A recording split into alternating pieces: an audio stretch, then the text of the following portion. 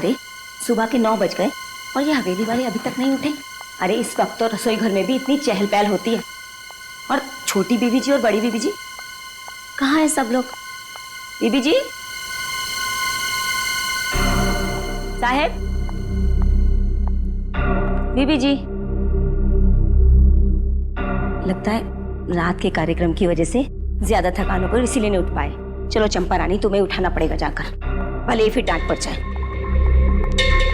बीबी जी, साहेब,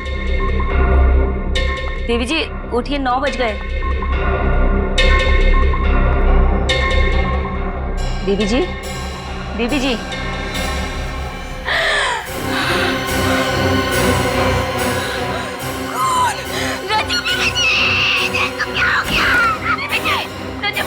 क्या हो गया छोटी?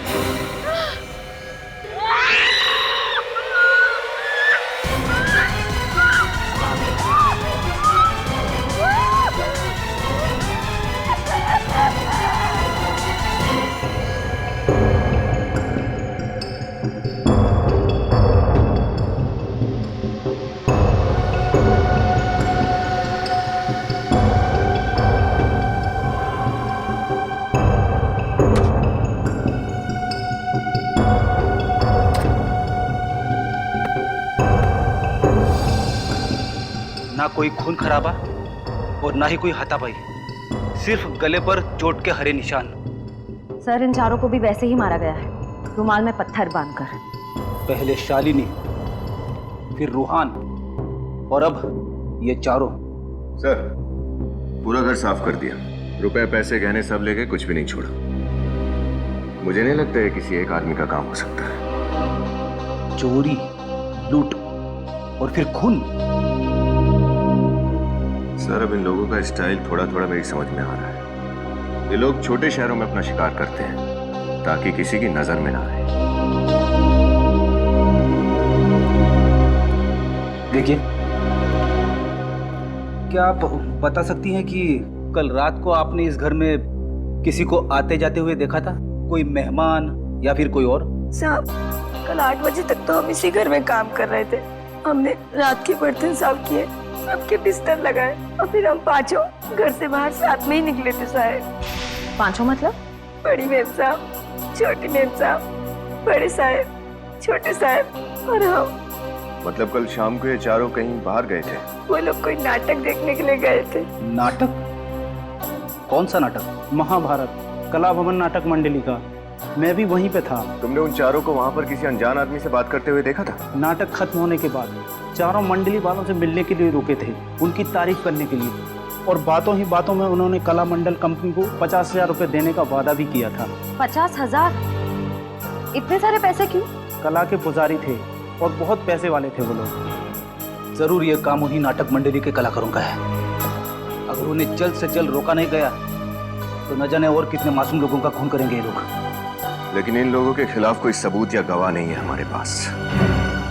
अब इन लोगों को गिरफ्तार करने के लिए एसीपी सर के प्लान बी का इस्तेमाल करना पड़ेगा। हम पांडवों और आपकी पुत्र वधू द्रौपदी को 13 वर्ष अज्ञातवास में जाने की आज्ञा दीजिए। मुझे अपने वचन का पालन करने दीजिए। अबे यार, कॉस्ट्यूम में मजा नहीं आ रहा यार। हंसो मत यार, कंसंट्रेट करने दो। चलो स्टार्ट करो। बस। कौरवों और पांडवों में मित्रता नहीं हो सकती, केवल शत्रुता हो सकती है, शत्रुता। पांडवों को हस्तिनापुर छोड़कर अज्ञातवास जाना ही होगा और हस्तिनापुर पे केवल दुर्योधन राज करेगा, केवल दुर्योधन। चलो भाई, किसकी लाइन आगे? अरे आगे अर्जुन और भीम की एंट्री है।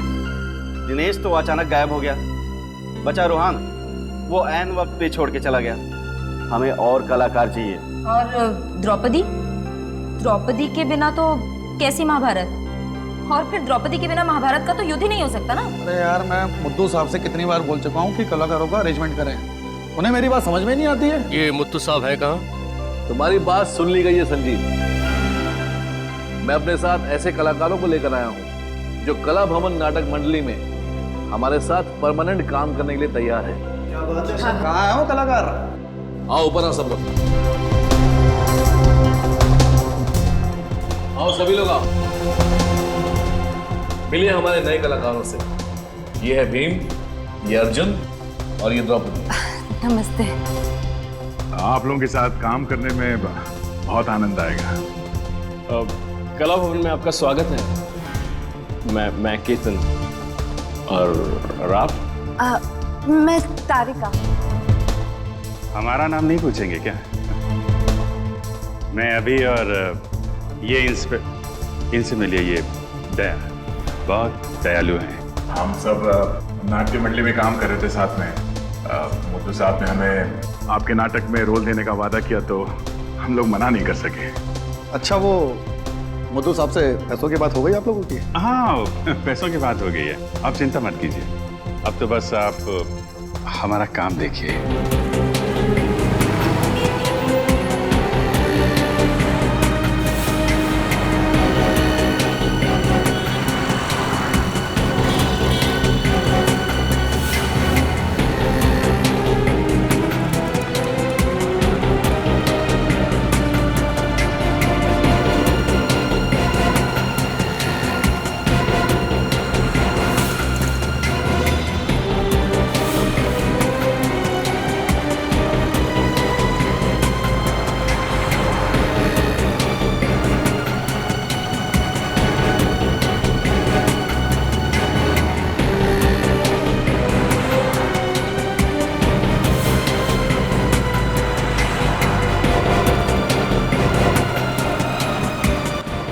सर कुछ भी नहीं मिला, कुछ पता नहीं चला। सर इस तरफ तो नहीं है,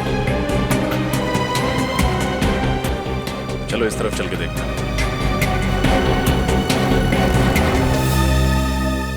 गहने जल्दी से तैयार करो। इस दुकान के मालिक कौन है? अंदर है साहब।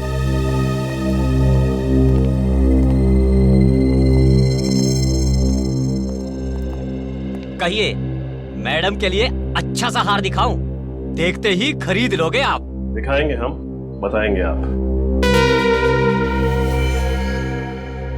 नहीं, इस लड़की को तो मैंने पहले कभी देखा ही नहीं। इस लड़की ने जो गहने पहने वो सब जगह नहीं मिलते। आपने कभी देखा है? एक मिनट, आप मुझसे ये सवाल क्यों पूछ रहे हैं? कौन हो आप लोग? जवाब मिला? अब सीधे सीधे हमारे सवालों के जवाब दे दो। देखो, अगर तुम अपना मुंह नहीं खोलोगे तो हम तुम्हारी दुकान बंद करवा देंगे, हमेशा के लिए। इस फोटो में जो गहने का डिजाइन है, ये गहना आपकी दुकान पे बेचा गया है ना? नहीं साहब, ये गहने तो मैंने खरीदे ही नहीं, पक्का। कमाल है, फोटो ढंग से देखा भी नहीं और आपको पक्का पता है कि आपने ये गहना नहीं खरीदा। याददाश्त अच्छी है आपकी। सेठ जी, बाद में देख नहीं रहे हो, मैं साहब लोगों के साथ बात कर रहा हूँ। चलो। एक बात बताइए, जब आप गहने खरीदते हैं तो आप उसका भाव कैसे लगाते हैं? सबसे पहले वजन किया जाता है, ये जानने के लिए कि सोना कितना तोला है, और उसके बाद फिर चेक किया जाता है, ये जानने के लिए कि सोना खरा कितना है, और फिर जैसा ग्राहक वैसा दाम। पहले फुटबॉल खेलते थे ना?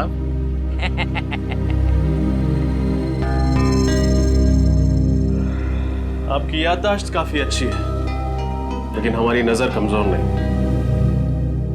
इस फोटो में जो डिजाइन है, ये बाली हूबहू वैसी है।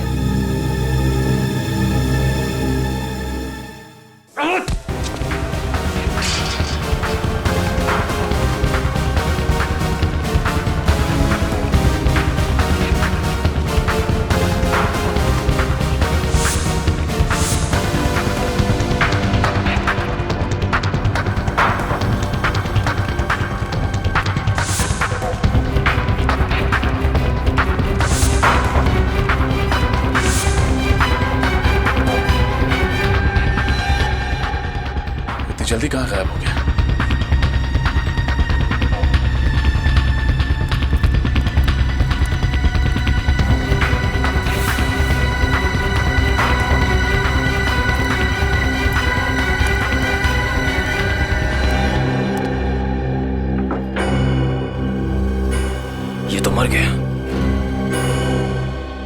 सर इतनी जल्दी हमारी आंखों के सामने इसे कौन मार गया? जिसने भी ये किया है उसने हमारी मुश्किलें और बढ़ा दी। ज्येष्ठ भ्राता युधिष्ठिर, मैं प्रण लेता हूँ। ज्येष्ठ भ्राता युधिष्ठिर, मैं प्रण लेता हूँ। कोई फायदा नहीं। कोई फायदा नहीं। अरे ये डायलॉग्स थोड़े ना है, मैं तो दया से बात कर रहा था। अच्छा कोई फायदा नहीं है। यहाँ नेटवर्क की इतनी दिक्कत है कि 1 मिनट की बात करने के लिए 5 मिनट तक टहलना पड़ता है। अर्जेंट एक फोन करना था। खैर मेरे लाइन बताओ। अरे लाइन्स वाइन्स छोड़ो, अपने हिसाब से कर लो। कॉस्ट्यूम्स ट्राई कर लो तुम आराम से। वैसे मुझे लगता नहीं है कि आप लोगों ने इससे पहले ऐसे ऐतिहासिक और सांस्कृतिक नाटकों में काम नहीं किया है। हमने किया है, कई बार ऐसे किरदार निभाए हमने, तभी तो इनका निशाना अचूक अर्जुन जैसी और मेरी ताकत भीम जैसी। क्या है ना, अभी पहली बार आप लोगों के साथ काम कर रहे हैं ना, एक बार जान पहचान होगी तो फ्लो में आ जाएगा। वैसे आप लोग तो काफी समय से एक दूसरे को जानते होंगे, मतलब जम गई होगी आपस में, है ना? नहीं नहीं, ऐसा कुछ नहीं है। हमें एक दूसरे से कुछ लेना देना नहीं है। वो तो मुड्डू साहब है कि सबको जोड़ के रखते हैं। अच्छा, तो मतलब आप में से वो चोरी करने वाला और खून करने वाला ठग कौन है, वो तो आपको भी नहीं पता होगा। हमें पता होता तो सीआईडी को नहीं बता देते। जी हाँ, द्रौपदी की कॉस्ट्यूम तारिका को हो गई। कॉस्ट्यूम तो बिल्कुल फिट है, लेकिन ये विग आप देख लीजिए, थोड़ा विग में शायद थोड़ा कुछ प्रॉब्लम। इस कॉस्ट्यूम और विग की दुनिया से तो मेरी फोरेंसिक लैब और केमिकल से बेहतर है। क्या बात है, मैं मदद करूं कुछ? नहीं It's okay. अरे वाह भाई साहब वाह, आप तो सर्वगुण संपन्न मालूम पड़ते हैं। औरतों के बाल बनाना भी जानते हैं आप। पहले लेडीज ब्यूटी पार्लर में काम करते थे क्या? जी नहीं, मैं एक कलाकार हूँ। कलाकार? हाँ भाई, सारी तैयारियां हो गई? हाँ जी। चलो चलकर स्टेज दिखाते हैं, साथ में ड्रेस और प्रॉपर्टी भी ले लो। जाकर देखते हैं स्टेज कितना बड़ा है छोटा है, बहुत जरूरी है। संजीव चल भाई। हाँ बिल्कुल, वरना कहीं शो के टाइम टेंशन ना हो जाए। उठा लो भाई, प्रॉपर्टी उठा लो। चलो चलो चलो। मैं यही रुकती हूँ। क्यों? वो एक्चुअली मेरे डायलॉग्स ठीक से याद नहीं हुए, तो सोचा थोड़ी प्रैक्टिस कर लूँ यहाँ बैठ के।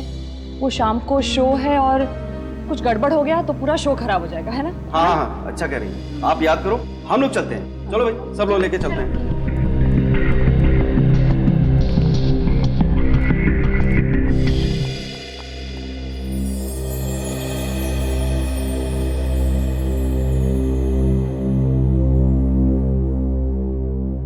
अरे भाई, सारी कॉस्ट्यूम्स और प्रॉपर्टी ठीक तरह से चेक कर ली है ना? ध्यान से, कोई भी चीज छूटने ना पाए।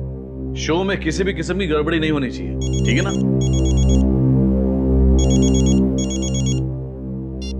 हेलो, जी कला भवन नाटक कंपनी, बोलिए।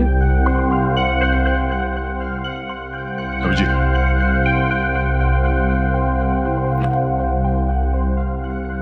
ये देखो इनका महाभारत के नाटक में क्या लेना देना?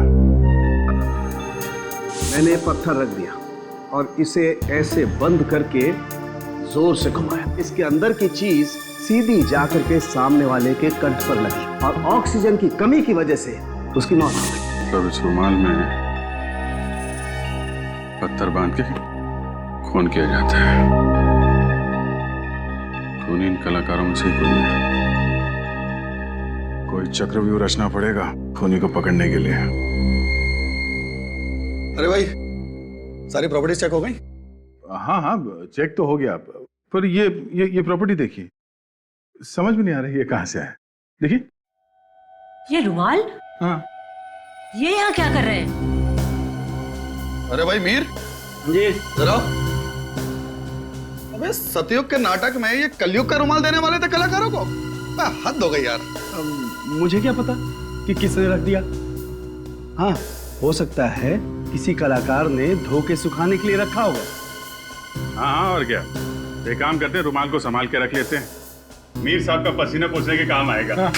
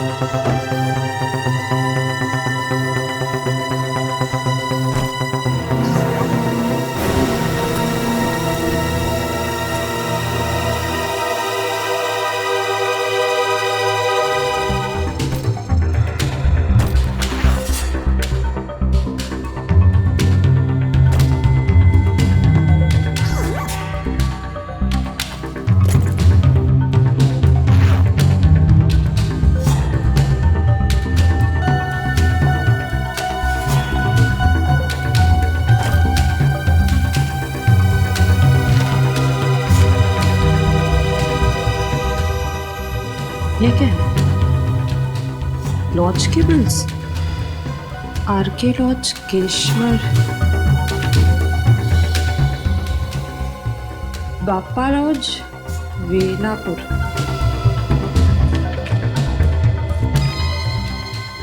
नीलम लॉज, सीरकपुर।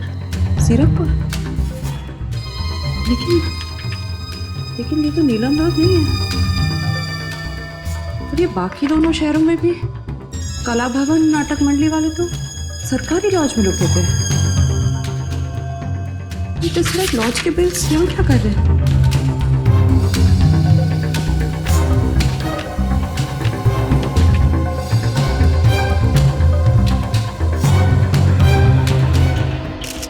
वो सोने के गहने जो तुम तोड़ रहे थे, वो दिवाकर जी की बेटी शालिनी के थे। तो बताओ, किसने चुराए वो गहने? किसने मारा शालिनी को? साहब मैं तो बस कारीगर हूँ साहब, मुझे कुछ नहीं मालूम। झूठ झूठ बोल रहे हो तुम। बताओ कौन है वो जिसने तुम्हारे सेठ जी का खून किया, और उस लड़की का भी जिसने गले में स्कार्फ पहना था? नहीं साहब, मैं किसी भी खून के बारे में कुछ नहीं जानता हूँ साहब। और उस आदमी के बारे में क्या जानते हो जिसकी एक आंख पत्थर की है? साहब हमेशा एक पत्थर की आंख वाला आदमी लूट का माल बेचने दुकान पे आया करता था, मगर इस बार वो लड़की आई थी गहने बेचने साहब। तो लड़की ने गहने बेचे या नहीं? हाँ साहब बेचे ना। सेठ जी से पैसे लेकर वो जल्दी में निकल गई, और थोड़ी देर बाद वो पत्थर की आंख वाला आदमी आया। सेठ जी ने जैसे ही उसे बताया कि वो लड़की पैसे लेके गई है, वो आदमी आग बबूला हो गया साहब। धोखा सचिन, एक दूसरे को धोखा दे रहे थे। पहले रूहान ने अपने साथियों को धोखा दिया, और अब उस लड़की ने रूहान को। वो लड़की जब मुंबई आती थी तो कहाँ रुकती थी, तुम्हें पता है? वो तो नहीं पता। हाँ, लेकिन वो जब भी सेठ जी की दुकान पे आती थी तो ऑटो वाले को 15 रुपए देती थी। छुट्टा तो उसके पास कभी होता ही नहीं था, हमेशा मुझसे ही लेकर देती थी। 15 रुपए? ऑटो रिक्शा का भाड़ा 15 रुपए होता था? इसका मतलब है ये लड़की जरूर कहीं वहीं आसपास किसी लॉज में रहती थी इस दुकान से। सचिन, पता लगा। क्या मतलब है इस बात का, मुझे बताओ कि तुम लोगों को पैसे नहीं मिलेंगे तो तुम शो नहीं करोगे? मैं सिर्फ पैसों के लिए काम कर रही हूँ, कोई समाज सेवा नहीं कर रही हूँ। सबको पैसे मिल जाएंगे, तुम्हें भी पैसे मिल जाएंगे। लेकिन मुथु साहब, आप पैसे लाएंगे कहाँ से? उसकी कोशिश मैं कर रहा हूँ। संजीव समझाओ इनको, मैं इन सबको। देखो मुझे इनके बैग में से लॉज के बिल्स मिले, देखो। इसका मतलब कोई है जो कला भवन नाटक मंडली का पीछा कर रहा है। जिस शहर में ये मंडली गई, उसी शहर में उसी तारीख को ये अनजान लोग लॉजेस में जाके ठहरे थे। लेकिन ये बिल्स यहाँ पे आए कैसे? लॉज में जाके पता करना पड़ेगा कौन है ये लोग और इनका मकसद क्या है। एक मिनट।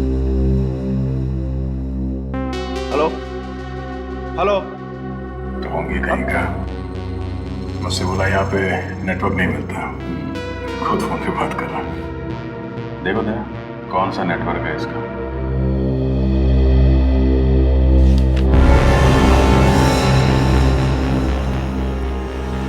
Welcome sir. सर हमारे यहाँ कम से कम और ज्यादा से ज्यादा रेट का हर तरह का रूम मिलेगा और वो भी फुल फैसिलिटी के साथ। तो बोलिए कैसा कमरा चाहिए आपको? रूम नहीं चाहिए, रूम में जो रहा था उसके बारे में जानकारी चाहिए। जानकारी? क्यों? सीआईडी?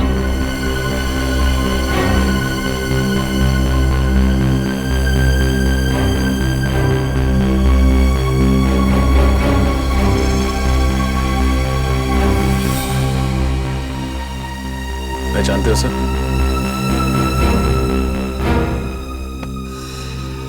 नहीं साहब, मैंने इसको कभी नहीं देखा। सर बेलापुर से जो कागज के टुकड़ों के सैंपल हमें भेजे गए थे उस पे भी ऐसी डिजाइन थी। और सर गहनों की लूटपाट के बाद उस लड़की ने बेलापुर से ही बस पकड़ी थी मुंबई आने के लिए।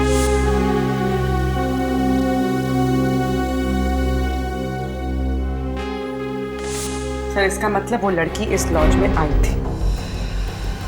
कोई लड़की याद? गोरी दुबली, हाइट लगभग 5.5 फुट, गले में स्कार्फ, आंखों पे बड़ा सा चश्मा और हाथ में काला रंग का सूट। नहीं साहब, पक्का नहीं है। खाना खाया तू? खाना? नहीं। क्यों? जेल में क्या मस्त खाना बनाया आज। मोटी रोटी, पतली दाल, तीखी मिर्च। चल सब छोड़ो तो। सब माफ कर दो साहब, गलती हो गई साहब। मैं लालच में आ गया था। मुझे उस आदमी ने मुंह बंद रखने के लिए 5000 रुपये देते साहब। मेरा बस इतना ही कसूर है। वो बहुत डेंजर आदमी दिखता था साहब। उस आदमी के बारे में क्या क्या जानते हो, सब कुछ बताओ। वो आदमी 2 दिन से इस लॉज में रुका हुआ था। अभी भी है? नहीं मैडम, अभी चला गया साहब। और हाँ साहब, वो मैडम काले रंग का सूटकेस लेके उससे मिलने आई थी आज। मिलने आई थी? फिर मिली उससे? नहीं, वो यहीं पे बैठ के उसका इंतजार कर रही थी कि अचानक उस मैडम का फोन आ गया और वो बात करते हुए निकल गई। अभी तकरीबन 1 घंटा पहले। कमाल है, जिस आदमी से वो डर के भाग रही थी उससे मिलने वो यहाँ क्यों आई? आई थी, मिली नहीं, फिर गई कहाँ? सर कहीं इस डिजाइन में उस जगह का पता तो नहीं है जहां वो गई है?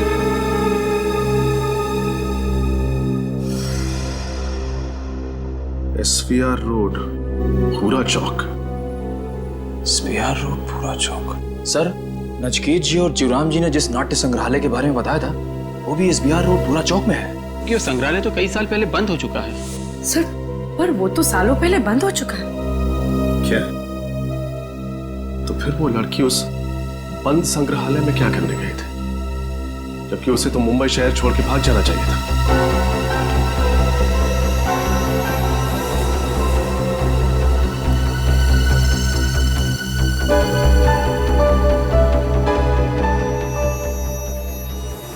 बोलो। मीर साहब, इस तरह काम बिगड़ जाएगा। हमने काफी अरसों से आपके साथ काम किया है। ये कौन लोग हैं? ये मीर सीरकपुर में अपने नाटक मंडली के अलावा किसी और को भी जानता है क्या? इन लोगों को कहीं देखा है।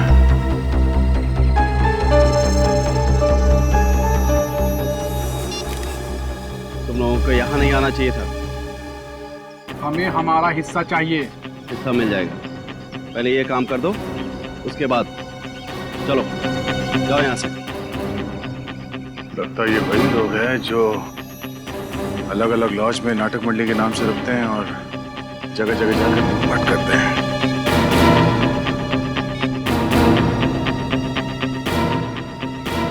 सर, मैं कुछ फोटो भेज रहा हूँ सर। लगता है ये वही लोग हैं जो उस नाटक मंडली में जुड़े हुए हैं।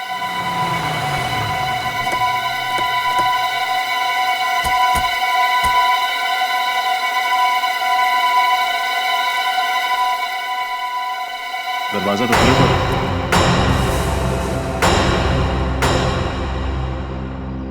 अगर ये जगह काफी दिनों से बंद पड़ी है तो यहाँ पे आत्मा वगैरह। डैडी, क्या डर पा रखा है तुमने आत्मा? बाहर निकले से, नहीं डर तुम्हारे लिए बीमारी बन जाएगी। मैं कोशिश करूंगा सर, लेकिन ये पत्थर की आंख वाला आदमी इस लड़की को यहाँ क्यों लेकर आया होगा? शायद यहाँ पे पैसों का बंटवारा करने आए होंगे। चलो अंदर चल के देखते हैं।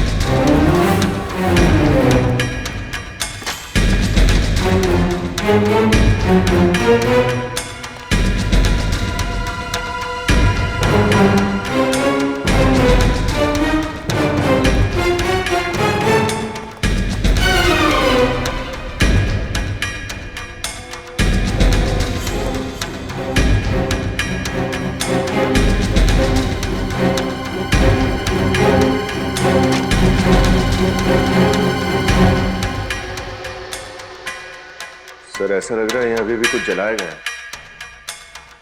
शायद जाओ देखो कौन है, ध्यान से।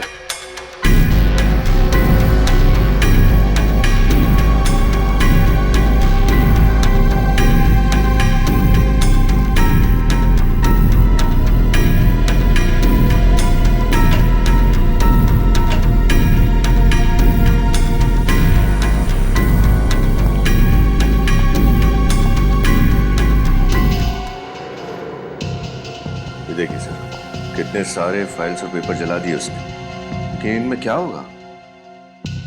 कुछ तो है जो पिता की जलाकर खत्म करना चाहता था। देखता हूं।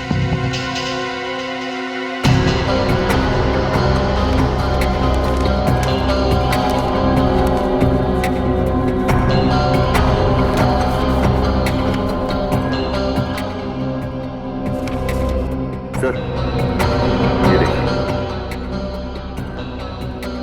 कलानगर नाटक मंडली के इतिहास की पत्रिका का रिकॉर्ड है। सर इस रजिस्टर के हिसाब से आखिरी बार 1995 में इसी ग्रुप का कोई सदस्य पत्रिका को लेकर गया था। इसका ये नाम और साइन चल गया है, लेकिन एड्रेस पूरी तरह नहीं चला। चिलकुर नगर 21, चिलकुर नगर 21 क्या हो सकता है? सर कहीं ये किसी जगह का कोई रूम नंबर तो नहीं? रूम नंबर 21, रूम नंबर, एक मिनट। चिलकुर नगर में एक हॉस्टल है ना, डीए हॉस्टल।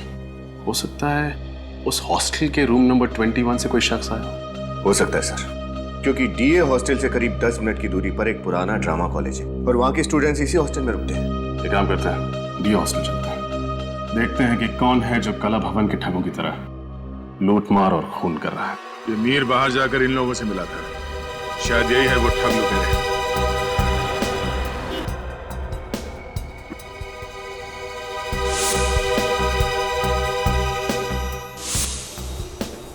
अच्छा, तो ये ठग लुटेरे नाटक मंडली के साथ साथ घूम रहे हैं।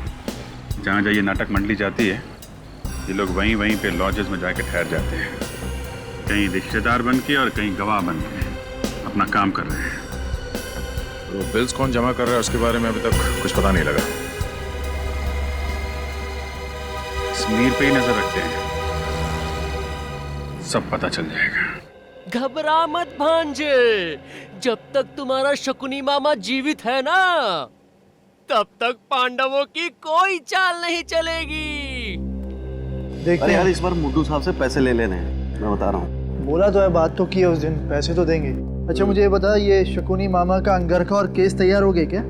हाँ तैयार हो गए। तैयार हो गए? हाँ हाँ हो गया। और ये लाइट वाले दादा को बोल दिया कि द्रौपदी की एंट्री के लिए मुझे लाल लाइट चाहिए? सुबह ही बोल दिया था। बोल दिया था? हो गया। चल चल, thank you.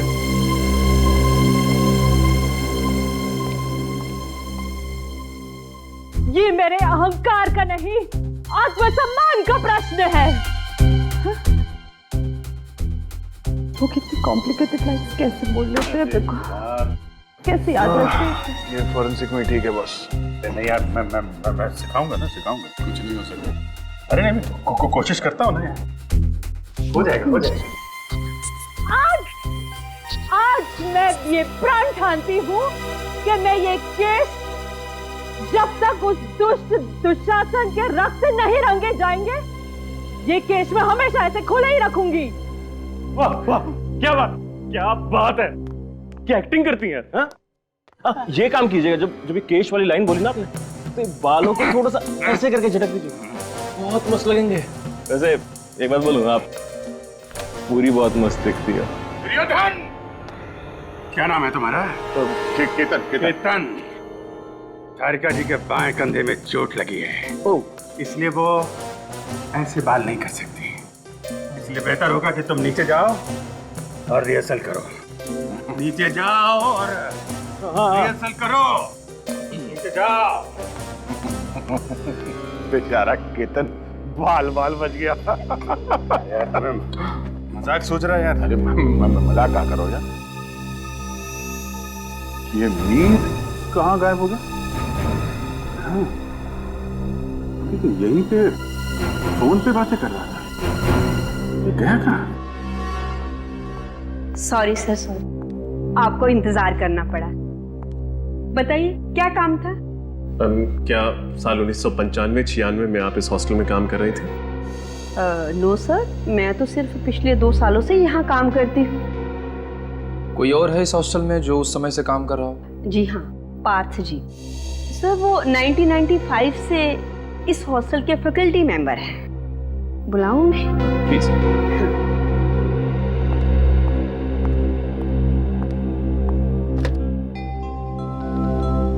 Partha ji, CID officers आए हैं, आपसे कुछ पूछना चाहते हैं।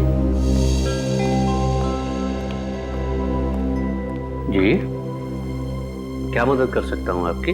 जी, हम एक ऐसे स्टूडेंट के बारे में पता लगा रहे हैं जो पास वाले ड्रामा कॉलेज में पढ़ता था। क्या नाम है उसका? उसका नाम तो हमें नहीं पता। इनफैक्ट हमें यह भी नहीं पता कि वो लड़का है या लड़की। हमें तो सिर्फ इतना पता है कि 1995-96 में वो यहाँ आपके हॉस्टल में रहता था या रहती थी।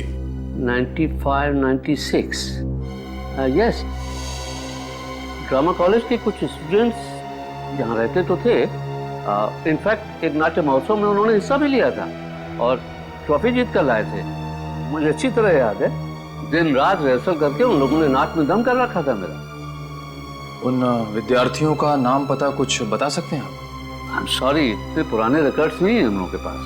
आपने कहा कि उस साल उन्होंने नाट्य महोत्सव में ट्रॉफी जीती थी। यस। तो फिर कोई फोटो वगैरह तो होगी आपके पास? यस, एक एल्बम है, फोटो एल्बम। ठीक है, वो फोटो एल्बम हमें चाहिए। Yes, here it is. Thank you.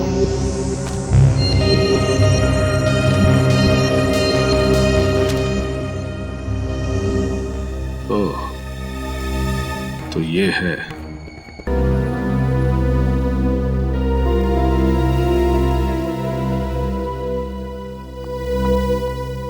Hello. क्या तुम्हें 50,000 रुपए बतौर कमीशन चाहिए? दिमाग खराब हो गया तुम्हारा। कहां से लाऊं मैं इतने पैसे? मेरे कलाकार मुफ्त में काम नहीं करेंगे, बिल्कुल नहीं करेंगे। नहीं करना मुझे तुम्हारा शो, नहीं करना। जाओ। पता नहीं कहां से आ जाते। नमस्कार। जी नमस्ते। आप ही कला भवन नाटक मंडली के मैनेजर हैं? जी हाँ, मैं ही मैनेजर हूँ। बताइए। बहुत ही अच्छा अभिनय करते हैं आपके कलाकार। जी शुक्रिया, वो तो है। मैनेजर साहब, ये कुछ रुपए लीजिए, हमें आपका एक शो करना है। जी हाँ, हम लोग जरूर शो करेंगे। बस आप डेट और टाइम बता दीजिए, हम जरूर शो करेंगे। देखिए, टाइम और डेट हम आपको बहुत जल्द बता देंगे। अच्छा, नमस्कार। जी नमस्कार।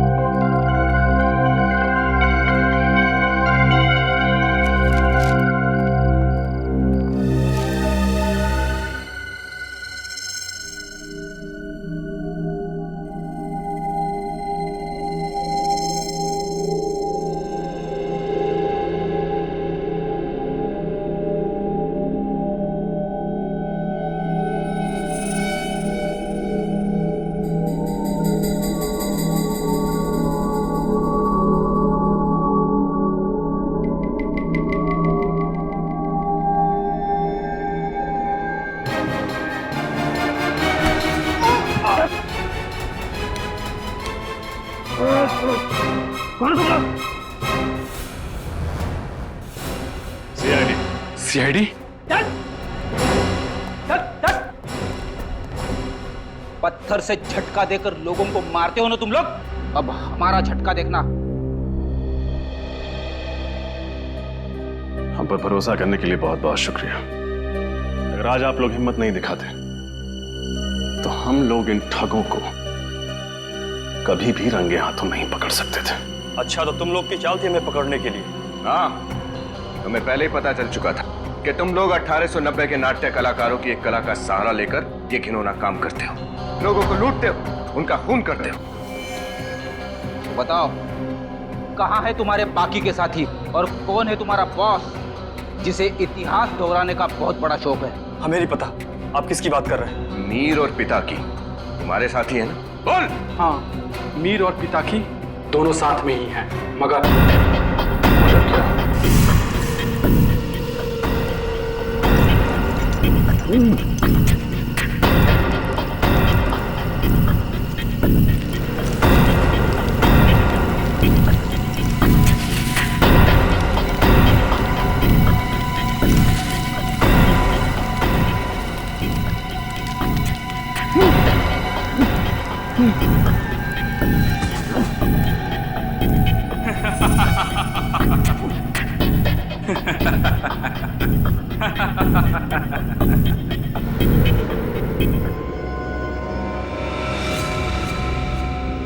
सरदार के साथ विश्वासघात, तुम नहीं बचोगे।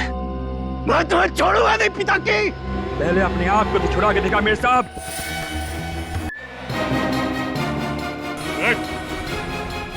मीर साहब के वर्तमान की चिंता छोड़ और अपने भविष्य की चिंता कर तू, जो जेल की सलाखों के पीछे कटने वाला है। जा। मीर साहब, तुम्हारा नाटक खत्म, अब हमारे नाटक से पर्दा खुलेगा। भयंकर भयानक अपराध हुआ था युधिष्ठिर से।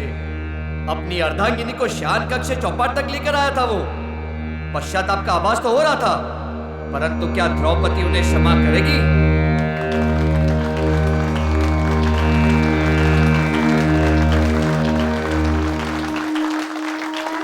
मैं आपकी अर्धांगिनी हूँ, जीवन संगिनी हूँ, कोई वस्तु नहीं जिसे आप दांव पे लगा दे। घोर अपराध हुआ है मुझसे पांचाली।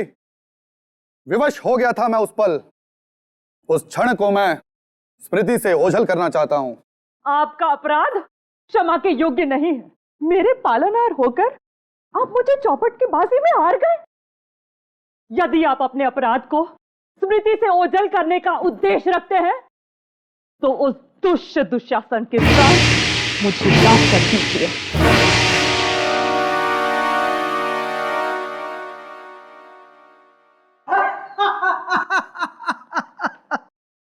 ओ द्रौपदी, जिसका स्वयं कोई सम्मान नहीं, वो क्या किसी के प्राण निकाल पाएंगे? तुम्हारे पांचों प्राणनाथ ने तुम्हें अनाथ बना दिया है। यदि मांगना ही है तो मुझसे मांगो। इन कायरों से मांगोगी तो केवल दरिद्रता एवं अपमान ही पाओगी। दुशासन, इस भ्रम में मत रहना। यदि चौपड़ में हमारी हार हुई है तो हमारा बाहुबल निर्बल हो गया है। तुम्हारी कटु वाणी जिस मुख से निकली है, उस मुख का मुखारबिंद मैं नष्ट कर दूंगा दुशासन। मैं पांचली आज ये प्रण लेती हूँ कि जब तक ये दुष्ट दुशासन के रक्त से अपने केश ना रंग दूं, मैं अपने केश हमेशा खुले ही रखूंगी। मैं तुमसे वादा करता हूं पांचाली, इस दुशासन की छाती चीर कर इसका लहू निकाल लूंगा मैं। यह सब क्या अनर्थ हो रहा है? इस दुर्भाग्यवश परिस्थिति की उपज मेरे ही कारण हुई है। सत्य वचन भ्राता युधिष्ठिर, सत्य वचन। असली अपराधी आप हो, इसलिए केवल दंड आपको ही प्राप्त होना चाहिए। डायलॉग भूल गया क्या? ना अर्जुन ना, मैं नहीं, हम सब द्रौपदी के अपराधी हैं। हम सब ने मिलकर उसे चौपड़ के दांव पर हारा है। हम आपके आज्ञाकारी हैं, आपकी आज्ञा का पालन करते हैं बड़े भैया। हाँ, असली अपराधी तो आप ही हैं। ये अपराध की उपज आप ही के दिमाग में आई थी। ये दोनों अर्जुन और भीम मेरे नाटक की वाट लगा देंगे। नितिन, नितिन, इससे पहले कि पब्लिक हमारे ऊपर अंडे और टमाटर फेंके, तुम एक काम करो, द्रौपदी को यहां पर ले आओ और युद्ध का ऐलान कर दो। रुक जाओ पांडवों, तुम में से असल अपराधी कौन है इसका निर्णय तुम लोग बाद में कर लेना, परंतु अभी मैं द्रौपदी को अपने साथ लेके जा रहा हूं। तत्पश्चात नहीं, निर्णय अभी ही होगा। द्रौपदी, ये अर्जुन तुम्हारा और अपमान नहीं होने देगा। भ्राता भीम, दुशासन को समझा दो। वो आ गया भ्राता। चल। ये तुम क्या कर रहे हो भीम? इस सारे नाटक के नुकसान की भरपाई मैं तुमसे वसूल करूंगा। हम लोग सीआईडी से हैं और खूनी को पकड़ने के लिए जाल बिछाया हम लोगों ने, समझे? इसलिए आप लोगों से विनती है कि आप लोग यहीं खड़े रहिए और हमारा नाटक देखिए। आपके इस अपराध का सिर्फ एक ही दंड है, मृत्युदंड। ये क्या कह रहे हो अनुज? अपने ज्येष्ठ भ्राता पर बाण चलाओगे? ना भ्राता, ना। इस पापी की हत्या करने के लिए आपको अपने बाण नष्ट करने की जरूरत नहीं है। इसे मारने के लिए मेरे पास एक नया शस्त्र है। ये शस्त्र आज से हजारों साल पश्चात कलयुग में उपयोग किया जाएगा, जिसकी शुरुआत साल 1890 में होगी और तत्पश्चात 2013 में संजीव नाम का एक अपराधी मनुष्य वध के लिए इस शस्त्र का उपयोग करेगा। ये क्या बोल रहे हो? मैं निर्दोष हूं, मैंने कोई खून नहीं किया। झूठ मत बोलिए भ्राता श्री, हमारे पास केवल साक्ष्य ही नहीं, साक्षी भी हैं। मतलब सबूत ही नहीं, गवाह भी हैं। गवाह पेश किए जाएं।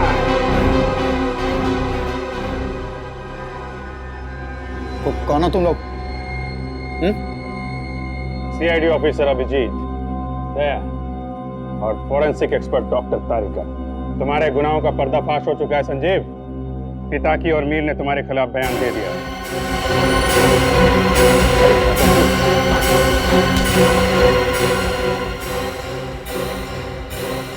रणभूमि छोड़ के कहां भाग रहे हो ज्येष्ठ भ्राता?